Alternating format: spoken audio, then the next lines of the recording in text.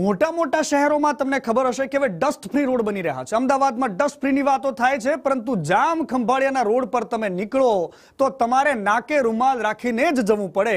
કારણ સાફ છે કે શહેરના રસ્તાઓ પર ગટર ગંગા વહી રહી છે। શહેરના રસ્તાઓ પર ગટરના પાણી એવી રીતે વહી રહ્યા છે કે તમે મોઢા પર હાથ લાગ્યા વગર નીકળી જ ન શકો। વેપારીઓ ત્રાહિમામ છે, સ્થાનિક લોકો કંટાળ્યા છે, રાહદારીઓ મજબૂર છે, પરંતુ કોઈ સાંભળતું નથી। ગટરના પાણીની સમસ્યા 2-3 વર્ષ થયા છે। એટલી હદે આ પાણી અહીંયા આવે છે કે ક્યારેક ક્યારેક અમારી દુકાનમાં અંદર ગળી જાય છે, અને બાકી જનરલી અમારા આંગણામાં જેટલું પાણી ભરાઈ જાય છે કે હવે ઘરાક અંદર આવી નથી શકતા। નગરપાલિકાને રોજની આ ગટર છલકાવવાની પરિસ્થિતિ છે।